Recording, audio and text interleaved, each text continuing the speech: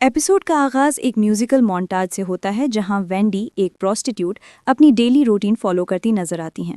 वो अपने दिन की शुरुआत ड्रग्स लेने और क्लाइंट्स मिलने से करती हैं। मोन्टाज के दौरान वो राइवल डीलर्स से मिलती हैं, उन्हें बर्गर्स का बैग देती है और बदले में मैथ खरीदती हैं। थोड़ी दूर जैसी अपनी कार में बैठा ये सब देखता है। उसकी आंखों में गुस्सा और प्लान दोनों चमक रहे होते हैं। सीन शिफ्ट होता है। वॉल्ट अपनी कार के पैसेंजर सीट पर बैठा होता है जब वॉल्ट जूनियर ड्राइविंग प्रैक्टिस कर रहा होता है। वॉल्ट कामली उससे गाइड करता है जबकि जूनियर कॉन्फिडेंट फील कर रहा होता है। घर पहुंचकर स्काइला वॉल्ट से कार वॉश स्कीम के बारे में प्राइवेटली बात करती है। वॉल्ट इस मौके को यूज करके स्काइला से नेगोशिएट करता है कि अगर वो कार वॉश खरीदते हैं तो उन्हें एक नॉर्मल फैमिली जैसा दिखना होगा। इसलिए वो प्रपोज करता है कि हर वीक 4 फैमिली डिनर्स होनी चाहिए ताकि सब नेचुरल लगे। स्काइलर रिलक्टेंटली मान जाती है, लेकिन जब वॉल्ट अपने बेड में वापस आने की बात करता है तो स्काइलर ठंडा सा नो बोलकर बात खत्म कर देती है। सीन शिफ्ट होता है। वर्क के बाद जैसी वॉल्ट में एक बार ले जाता है। वहाँ वो वॉल्ट को वो ब्लू मैथ दिखाता है जो उसने टोमास और उन राइवल डीलर से खरीदी थी जिनसे कॉम्बो की मौत जुड़ी थी। जैसी गुस्से से कहता है कि वो वेंडी के जरिए पॉइजन बर्गर्स डीलर्स तक पहुंचा देगा, इसलिए उसे राइसन चाहिए। वॉल्ट इस आइडिया को रिजेक्ट कर देता है, कहता है कि ये सिर्फ एक टर्फ वॉर था और रिवेंज का कोई फायदा नहीं। जैसी कहता है अगर वॉल्ट मदद नहीं करेगा तो वो खुद करेगा। सीन शिफ्ट होता है। हॉस्पिटल में मरी, हैंक और जूनियर कार्ड गेम खेल रहे होते हैं। हैंक कैजुअली पूछता है कि वॉल्ट वापस काम पर गया है या नहीं, जिस पर जूनियर कहता है कि दोनों पेरेंट्स ने काम से ब्रेक लिया है।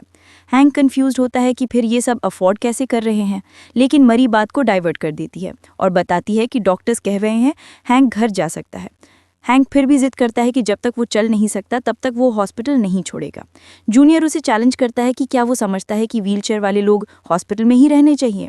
हैंक चुप हो जाता है। सीन शिफ्ट होता है। वॉल्ट और सॉल जेसी का इंतजार कर रहे होते हैं। वॉल्ट टेंशन में होता है और जेसी को रोकने के लिए सजेस्ट करता है कि उसे टेम्परेरली अरेस्ट करवा दिया जाए ताकि वो कुछ दिन जेल में रहकर शांत हो जाए। सॉल हेजिटेंट होता है, लेकिन वॉल्ट डेस्परेट है। सीन शिफ्ट होता है। दूसरी तरफ जेसी वेंडी के साथ क्रिस्टल पैलेस में बैठा है। वेंडी थोड़ी नर्वस है, लेकिन जेसी उसे कन्विंस करता है कि अगर वो एक माँ है तो समझेगी कि ये सब करना ज़रूरी है, क्योंकि राइवल डीलर्स बच्चों को अपने काम में यूज़ करते हैं। सीन शिफ्ट होता है। रात को वॉल्ट अपने घर में होता है जब माइक अचानक उसके दरवाजे पर आता है।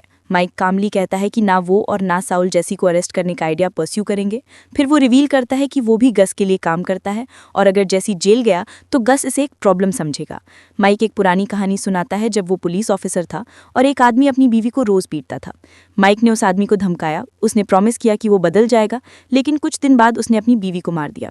माइक कहता है तब मुझे उसे मार देना चाहिए था, मैंने हाफ मेजर लिया और ये मेरी सबसे बड़ी गलती थी। फिर वो वॉल्ट की तरफ देखता है और कहता है no more half measures Walter. Scene shift होता है। वेंडी जैसे की कार में बैठी होती है, हाथ में पॉइजन बर्गर्स का बैग लेकर, लेकिन राइवल डीलर्स कहीं दिखते नहीं। तभी माइक और विक्टर आते हैं और जेसी को जबरदस्ती ले जाते हैं। जेसी को गस के चिकन फार्म ले जाया जाता है जहां वॉल्ट और गस दोनों बैठे होते हैं। सामने वो राइवल डीलर्स। गस कामली कहता है कि उसके लोगों ने रैशली एक्ट किया था, लेकिन वो सेल्फ डिफेंस में था। जब जेसी वॉल्ट पर चिल्लाता है कि उसने गस को बताया तो गस कहता है कि इस रूम में वॉल्ट ही तुम्हारा दोस्त है, अगर वो नहीं होता तो ये मीटिंग कुछ और होती। गस जेसी से कहता है कि वो पीस करे और डीलर से हाथ मिलाए। जेसी रिफ्यूज करता है, कहता है ये लोग बच्चों से काम करवाते हैं और तुम बिजनेसमैन होकर ये सब देख रहे हो। गस कोल्डली कहता है नो मोर चिल्ड्रन और ऑर्डर देता है कि सब पीस कर ले। जेसी मजबूरी में हाथ मिलाता है। सीन शिफ्ट होता है। गाड़ी में वापस आते हुए वॉल्ट जेसी को समझाता है कि कॉम्प्रोमाइज़ करना ज़रूरी होता है और हर एक्शन दूसरों को अफेक्ट करता है।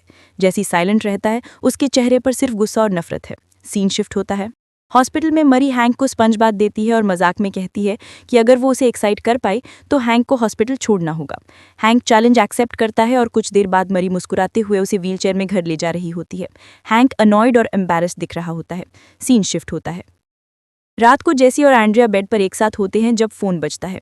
एंड्रिया की दादी फोन पर कुछ सुनकर चिल्लाती हैं। दोनों भागकर प्लेग्राउंड पहुंचते हैं जहां टोमास का डेड बॉडी मिलता है। उसके छाती में गोलियां लगी होती हैं। जेसी का चेहरा शौक और गुस्से से भर जाता है। सीन शिफ्ट होता है। अगले दिन जेसी सुपर लैब नहीं आता। वॉल्ट उसे बार बार कॉल करता है, लेकिन कोई जवाब नहीं। रात को वॉल्ट फैमिली डिनर के लिए तैयार हो रहा होता है जब टीवी पर टोमास के मर्डर की न्यूज़ चालू होती है। वॉल्ट तुरंत समझ जाता है कि जेसी कुछ करने वाला है। वो जल्दी से घर से निकलता है। सीन शिफ्ट होता है। जैसे अपनी कार में कॉर्नर पर बैठा मैथ्स नोट करता है ताकि हिम्मत आए, वो राइवल डीलर्स को देखता है और अपने कार के नीचे से गन निकालता है। जैसे ही वो उनकी तरफ बढ़ता है, डीलर्स भी अपने हथियार निकाल लेते हैं। टेंशन भर जाती है। तभी एकदम वॉल्ट अपनी एस्टिक लेकर हाई स्पीड में आता है और दोनों डीलर्स को कार से टकरा देता है। एक डीलर सीधा टायर के नीचे आकर मर जाता है, दूसरा हवा में उछलकर जमीन पर गिरता है। वॉल्ट कार से निकलकर इंजर्ड डीलर के पास जाता है, उसका गन पकड़ता है और उसके सर में गोली मार देता है। फिर वो जेसी की तरफ देखता है और सिर्फ एक लफ्ज बोलता है, रन। स्क्रीन ब्लैक हो जाती है।